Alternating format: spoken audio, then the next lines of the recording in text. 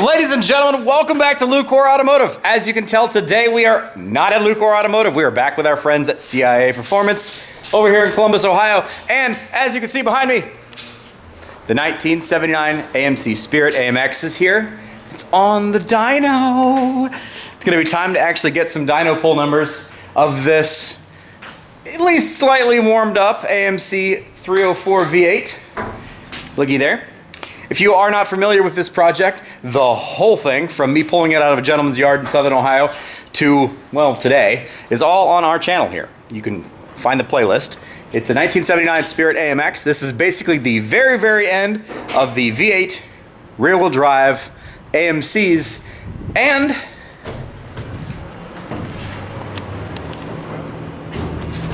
it's a stick shift car. So, we have it over here today with Eric at CI Performance, and we are going to dial this thing in. Essentially, that carburetor is completely untouched. It's a 600 CFM Jegs unit, basically a Holly. We haven't touched the carburetor, we haven't touched timing, we haven't touched anything. Got this thing running, took it on the power tour, that's it. Haven't done anything to it since you've seen it last. So, if you're interested, stick around. This should be at least somewhat interesting.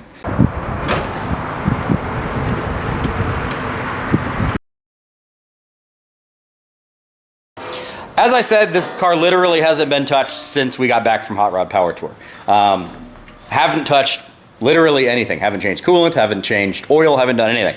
So it's still rocking the GM one-wire alternator with 6 foot of cable when it only needs about 18 inches. It hasn't been modified in any way, hasn't been touched in any way.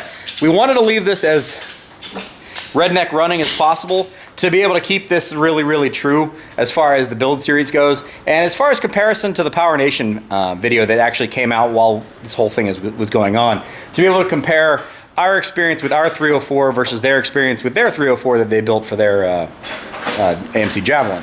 So, a little bit of backstory.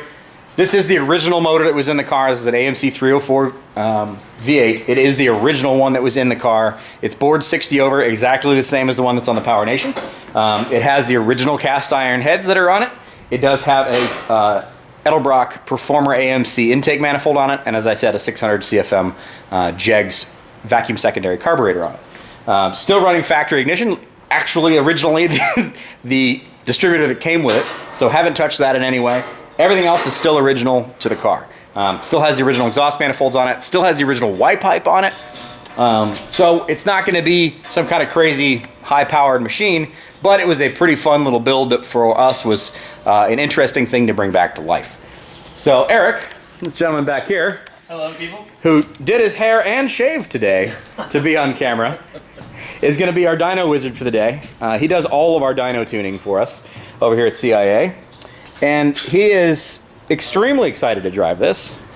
It's one of the it's one of the more unique cars you've probably ever had on the dyno, I would think. Yep. So there she be. So he's gonna get her strapped down, and I would guess we'd probably do like a baseline pull to see just where it is right right now. If we could get through full pull. It'll do it. It's got some issues. You've already tested this, eh? Oh, we've pegged the needle on the speedometer on Power Tour. Well, it goes like 80. No, it goes to like 100. Oh, wow. Yeah. On a closed course track. Of course. That was very westward. Anyway, so it does have some drivability issues, and that's one of the things we wanted to make sure that we ironed out while we were here.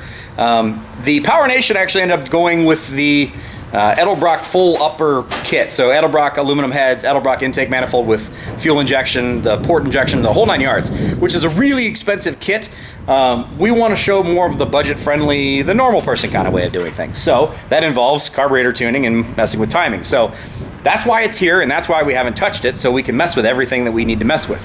I do have all of the jets we may need. I do have accelerator pump cams. I've got secondary springs. I've got gaskets for when we have to take the carburetor apart. Everything we're really going to need. I think I've got even a valve. So yeah, we're going to tear into this thing, fire it up. You can hear some America sounds, and then we'll make it run better. No promises on what this thing makes. I'm going to be really happy if it makes 200 to the tires, I'll be honest. It probably doesn't make it right now, but if it makes it by the end of the day, I'm going to be pretty happy. Don't expect big numbers. What do you think, Eric?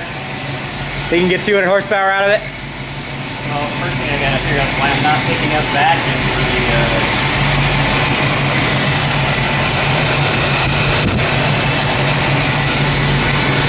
maybe read vacuum.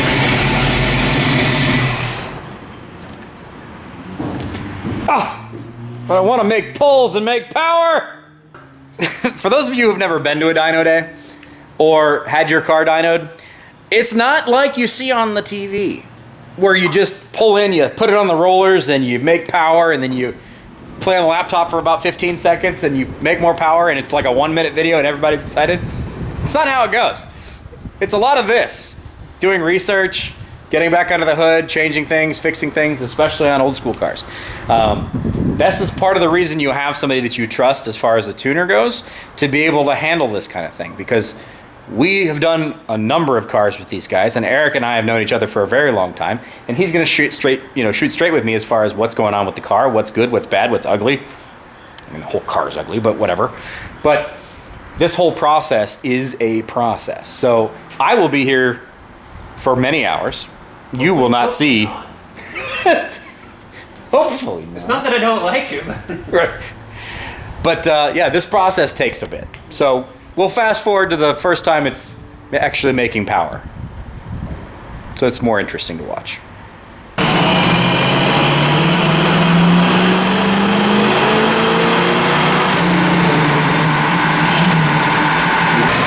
So initial pull, it's a little underwhelming. This is the dyno operator's fault. Oh, of course. Let's be fair, we didn't pull it all the way out. Right. We didn't pull it all the way. We only pulled the like 3,700 or so. But made 111 horsepower and 179 foot-pounds of torque. Slightly less than 200.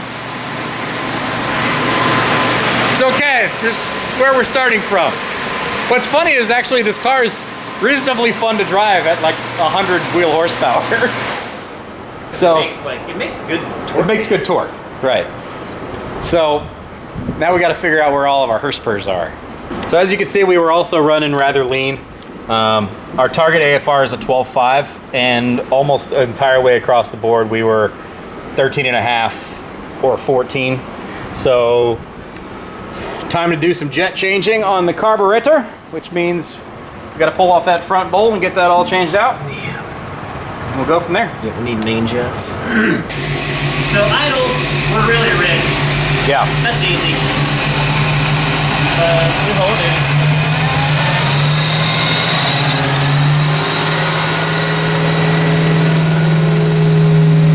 That's not terrible for E10 fuel, which is supposed to be around 14.1. Yeah. So 13 spot on now. And for a out-of-the-box cheapo carburetor. The rear needs adjusted a little bit. The rear was a little bit low. And as far as you can see, it's right in the middle of the sight flat. The rear's like, Yeah. Ow!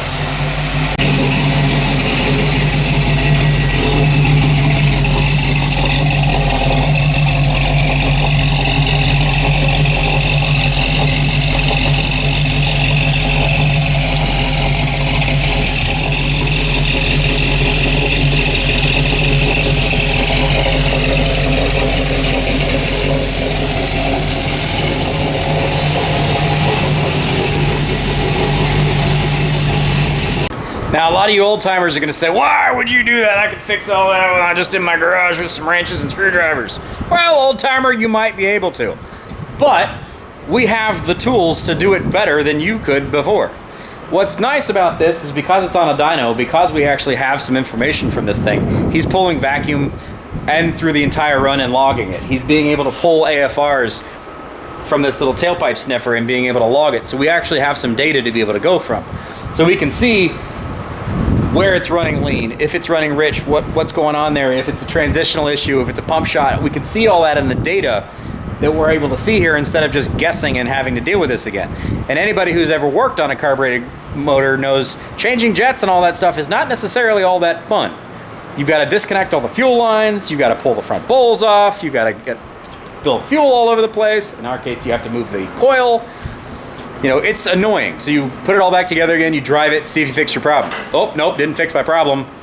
Pull it back in, take it back apart again, change something else, put it back together again, go drive it again, see if you fix your problem. Whereas this way we can actually use a little bit more data and telemetry to be able to make a better guesstimate as far as what needs to be done. So based on what we're seeing, we're definitely gonna be going up in the primary jets. We're gonna leave the rears alone for now and just see what we get out of the primaries to get the drivability and stuff on the primaries better, and then we'll go from there. But yeah, it's a lot longer than just making pulls. And to be honest, a pretty good argument for using fuel injection on one of these things. Just saying.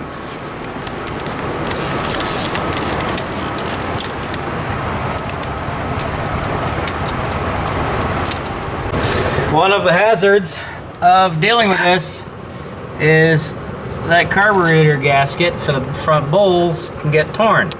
As you can see, it's torn and basically falling apart. There's the other quarter of it. So, yay.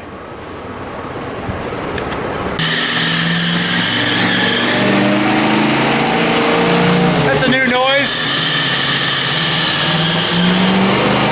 Right. So, swapped out the jets. We went from 68s to 72s. We're gonna make a pull with the new jets. We went from 68 to 72s. See what it does.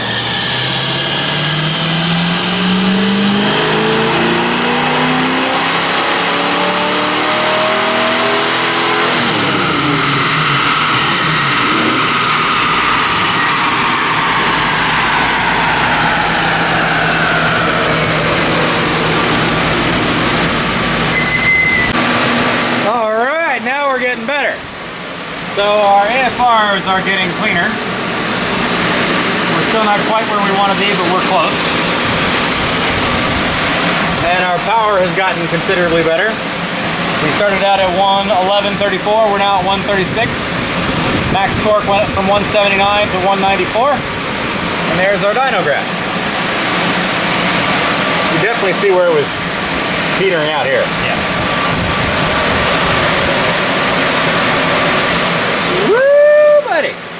She's a rocket. And now you make more changes.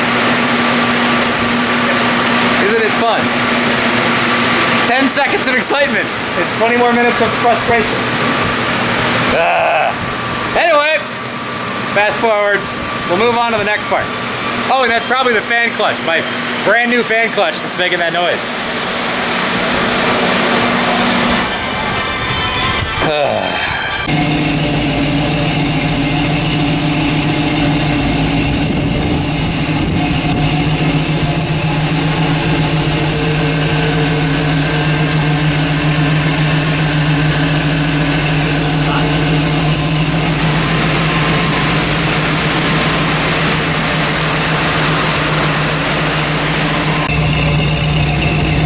Adjustments on the carburetor and gonna give it a little bit more timing.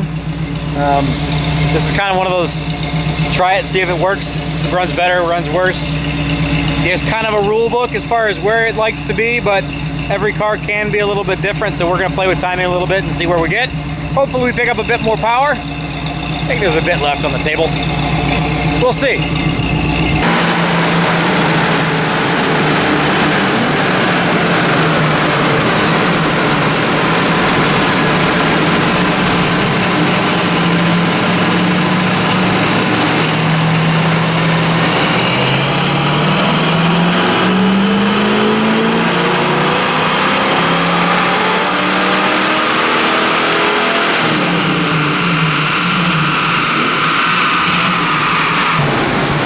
Torquey beast.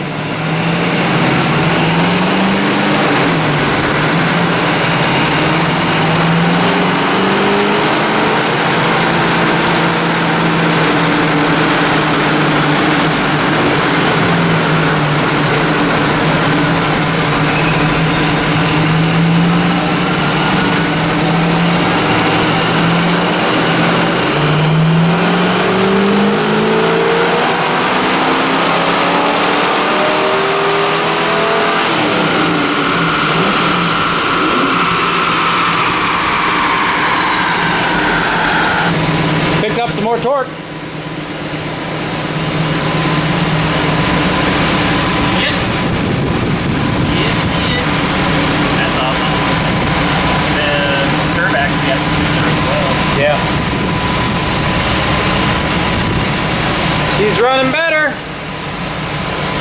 Still need to add a 2 in front of this number here. Need to change this to a 2.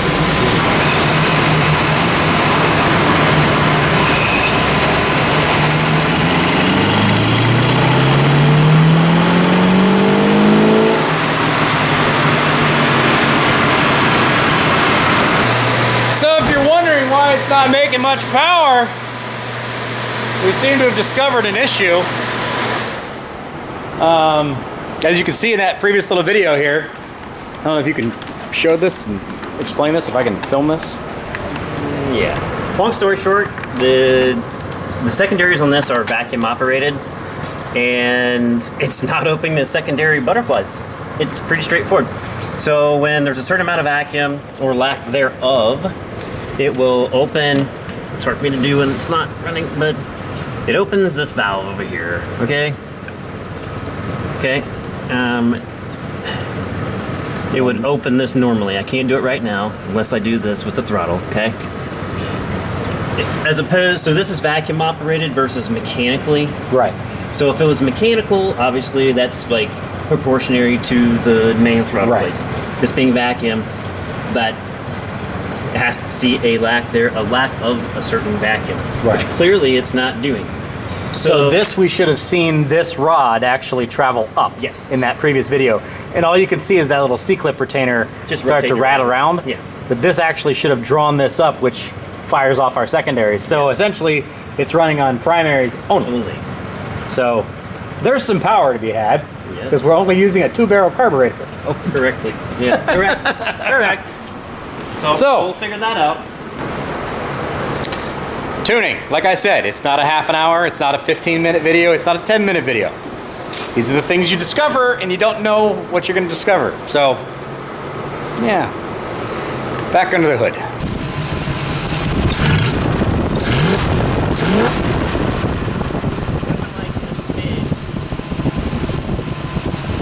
You should also be able to hear the sound change. That's pretty cool.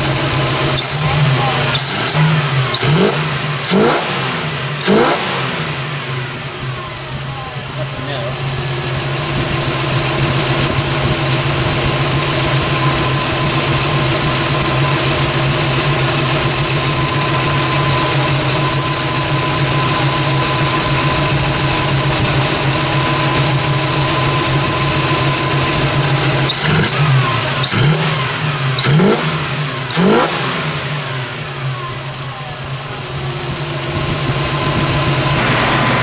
So we swapped out the spring. It had a black spring in it to begin with. We swapped out for one of the lighter springs, which should allow the secondaries to open considerably better, or at least open at all.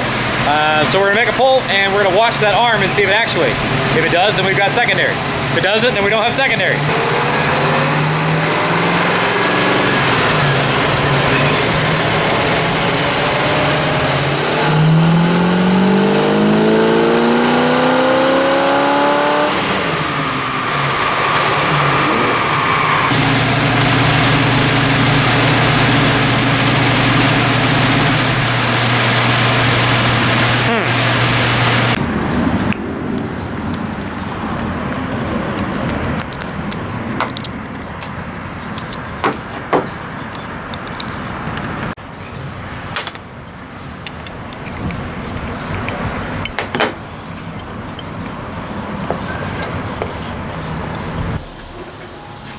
So what have we discovered? Well, we discovered we've only run, I don't know, 80% throttle up until this point, and it's only been on the primaries. So our throw on our pedal is not allowing the throttle to pull the entire way open, which is allowing to get into the secondaries. There's just not enough, the pivots are not quite enough. We need further throw, which is weird. Also kind of hilarious that we've been running this car around on 80% throttle, and it's been running pretty well, to be honest with you, but 80% throttle and no secondaries. We are currently making, as of right now, 149 horsepower and 220 foot-pounds of torque. Again, on primaries only, no secondaries, and only 80% throttle. So what we're going to try to do here is we don't have the ability to change the pedal, at least not here.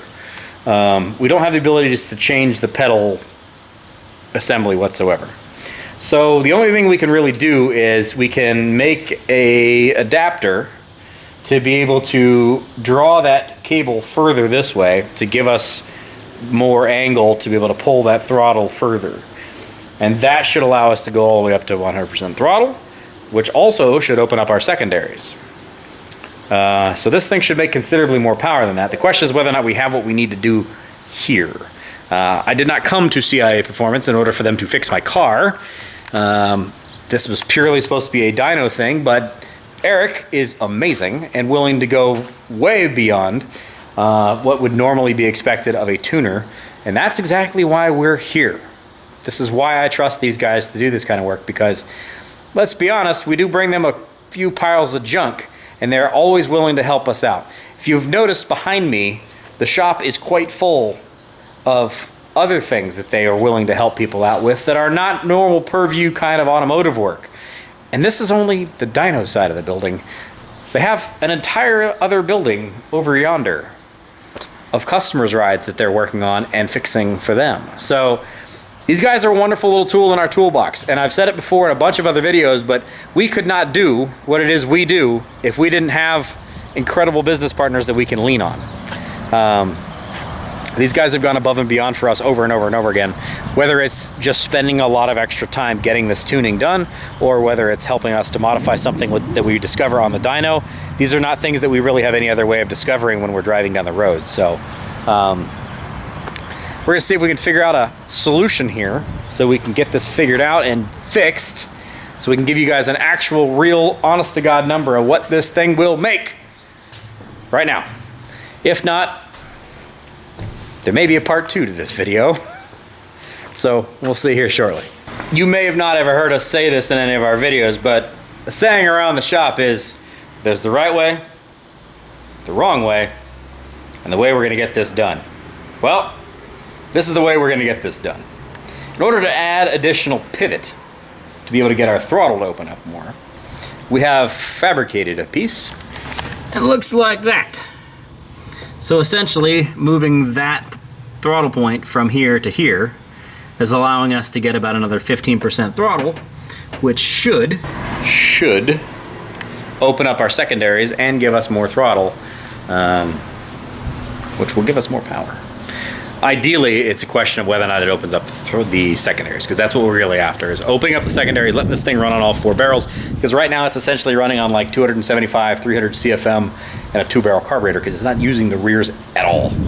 So with that in mind, this car made like 125 horsepower from the factory on a 2-barrel. It's now making 150 at the tires on a 2-barrel. So that's better.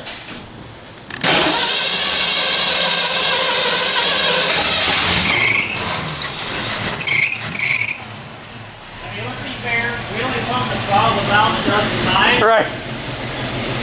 It did just fire right up.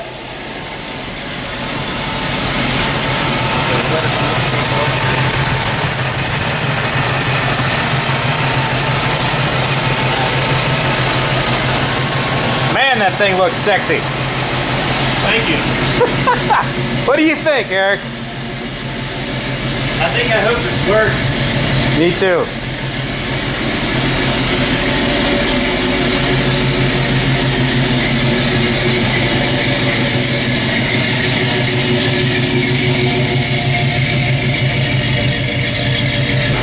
This is not something that we really expected to have an issue with. It seemed like it ran perfectly fine. We went through the sweeps and everything seemed like it was okay, but clearly we were mistaken.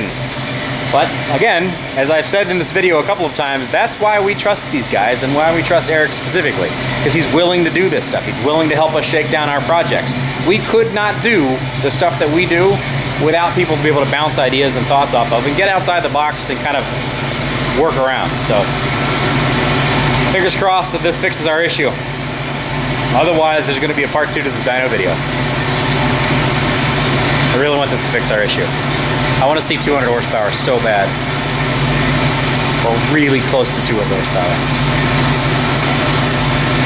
I really want to see it.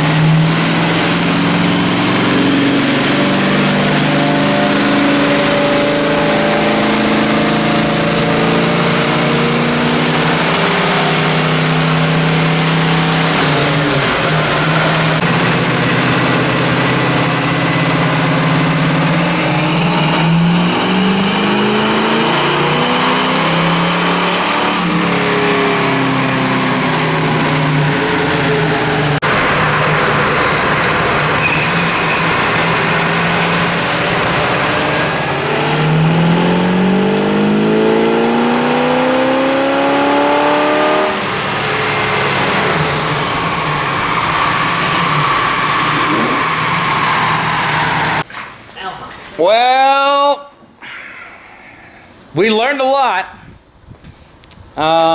Unfortunately, there's probably going to be a part 2 to this video.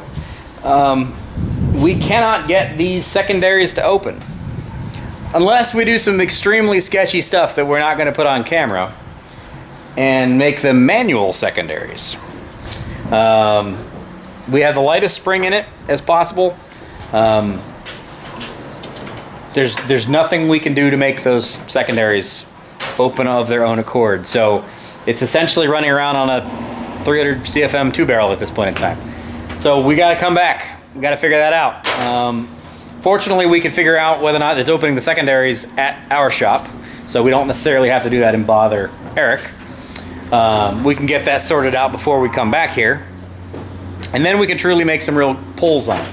Now, as far as some numbers, let's take a look at what we got. So our red number here is what we had when we showed up. 111 horsepower at the tires, 179 foot-pounds of torque. As you can see, that's our number, that's our line. And obviously we got out of it pretty early. We got out at like 3,700 RPMs. So we would probably have made more horsepower. It is trending upwards.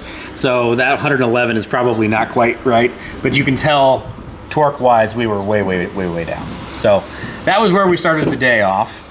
And then as we finished the day, this is our final number. 162.3 and 220 foot-pounds of torque. You will notice this interesting dip. This is where we manually activated the secondaries in order to get the whole thing to work. And we did see a pretty significant amount of pull and definitely different power. So you can see here where it's, as it gets up in the RPMs, it's actually starting to starve of air. Whereas in that last run with this green line, it's actually considerably better than when it was just running on the 2-barrel. So that is obviously opening up the 2 barrels. We did manually activate them, so it is breathing a bit better on the top end.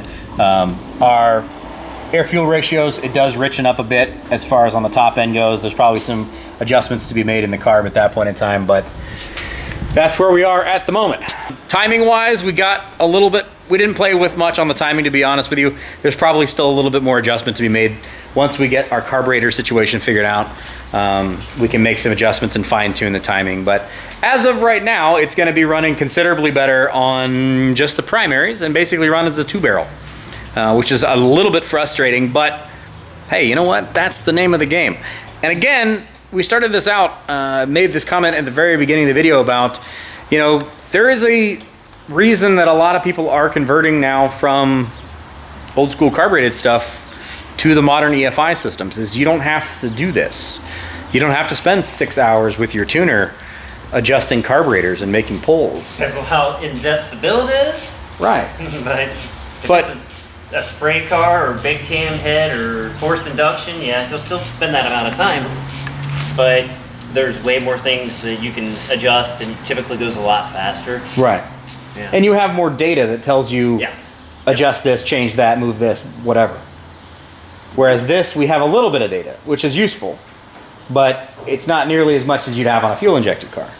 And this is not one where we have the ability to, you know, this is a factory original distributor. It's not a hot roddy distributor. We haven't changed any of the timing curves in it. We haven't messed with that distributor at all. It's the original one that was in the car.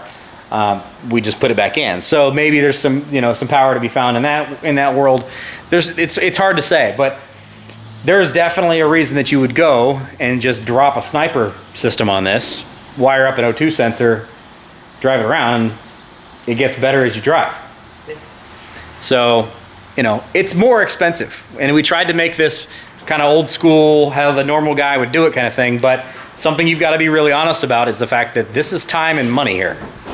Being able to spend this time on the dyno and be able to fine tune this thing. Yeah, you can fix some of this stuff in your garage. Yeah, you can get it kind of close in the garage. But without being on a dyno, you're not going to be able to figure it out and get it as dialed in as you possibly can. So obviously at this point in time, we have used the dyno as a diagnostic tool, which is one of the other fantastic functions of a dyno. Is not necessarily all just making dyno pulls and making sexy noises. It is being able to find the weak points and find your opportunities in the vehicle and in the build. And that's obviously what we found. So not exactly how I really wanted to end this video, but there will be more. So thank you again, Eric. Yep, no problem. Appreciate you sacrificing your entire day to hang out with me. That's all right. I like you. It's a good thing you like me. So anyway, hopefully you guys have enjoyed this video. Hopefully it's been at least educational, slightly entertaining. You heard some American noises out of the AMC. You'll hear it again here at CIA Performance when we get this carburetor situation figured out. If you enjoyed this, or whether or not you did or not, click on the subscribe button. You made it this far. Drop us a comment in the comment section below. What do you think? What do you think our secondary issue is? What do you think this thing's going to make once the secondaries are actually properly working correctly? What would you like us to see do differently on this AMC AMX? Where is our hidden power? Because I'd really like to make a little bit more power out of this thing, but it is what it is. Click on the like button. You made it this far. Lets YouTube know that you're actually paying attention. We'll see you on the next one. Take care. You know what? That's not how we're going to wrap this video. Let's get a few things out of the way first off. Number one, this car runs fantastically better than it did before when we got it over there. We fixed a lot of the drivability issues with the carburetor while we were in there. We got all kinds of things figured out so that it actually does drive considerably better than when it got there. And we're up, you know, more than 30 horsepower from when we got there, so it is actually considerably more fun. Now, we do have an issue with the secondaries, obviously. Normally speaking, when you are going to be running vacuum secondaries, you're going to be doing that in an automatic car or a heavier car. And you can usually get away with using a weaker and weaker spring to be able to allow those secondaries to open. How a vacuum secondary situation works on a vehicle is as that engine is loaded, that engine vacuum is what is allowing those vacuum secondaries to open up, which brings in more fuel and more air. This car, because it's kind of lightweight and it's a manual transmission, just doesn't create enough load to open up those secondaries. So we put the weakest possible spring in it, still didn't do anything. The only real option is going to be going to mechanical secondaries, which, yeah, that could have been an option from the beginning, but we thought we would have been able to get away with doing vacuum secondaries. Clearly we were wrong in that regard. Now, something to be said also was, when we first put this vehicle together, it was really, really hard to get a hold of parts.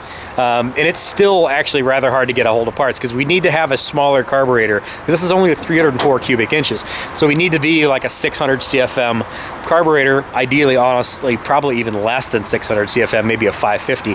But they're really, really hard to find in mechanical secondaries. They're also twice the price of an of a vacuum secondary. So efficiency-wise, cost-wise, if we could have made the vacuum secondary situation work on this, we would have been ahead of the game. Life would have been good. Obviously, it's not going to be that easy, and we are going to need to go to mechanical secondary. So I'm going to try to hunt down a mechanical secondary 550 or 600 CFM Holly, pull this guy off, jet it exactly the same way with a new one, and then we can make the adjustments on the mechanical secondaries, and then we'll take it back, make some more dyno pulls, and see just exactly what this thing will finally actually make. Capiche? All right, so there you go. All the spiel, blah, blah, blah. Click on the subscribe, drop a comment, like button, blah, blah, blah, blah. Thank you very much for making it all the way through this video. I didn't want to leave this at the point when everybody was screaming at me on the video or dropping comments in the comment section below that we're stupid. You're more than welcome to say that if you'd like to. But, you know, it is what it is. These are learning experiences. We were hoping we were going to be able to get away with this, but clearly the world thought otherwise. And there you go. So time to go buy a $500 and some odd carburetor. Again, I've also pointed this out. It does kind of make sense why people go to the $1,000 EFI systems. I'm going to now have $550, $600 in a carburetor, and I could spend a little less, about twice that, $1,000 or so in a Phytech or a Sniper EFI system. So, and those are self-tuning. You just put it in and ready to rock and roll. Now, as far as the power numbers go, this little thing is making considerably more than it made from the factory. This was rated at 125 brake horsepower. Brake horsepower. So measured at the flywheel on a dyno with an engine brake. So it's making considerably more power than it made when it came out of the factory. It is also still running the factory exhaust manifolds. Now those exhaust manifolds are pretty efficient, but they're not long tube headers, so it's not going to breathe as well on the top end. It still has cast iron heads on it, so it's not designed to breathe on the top end. It has a flat tappet camshaft, so again, rev range, not quite the same. It still has the factory Y pipe, so it goes down to, you know, a 1 and whatever it is, 3/4, 1 7/8 pipe. So not designed to breathe real well on the top end. All of those things are going to be limiting factors towards what our total top end number is going to be as far as power wise goes. But drivability wise, it's quite fun right now. Quite fun. We'd just like to find a few more horsepower. Are we going to hit our ultimate 200 horsepower number? Maybe. Maybe. We'll see. But that'll be in the next episode. I promise I won't make you wait long. I promise. We got a lot of things going on around here.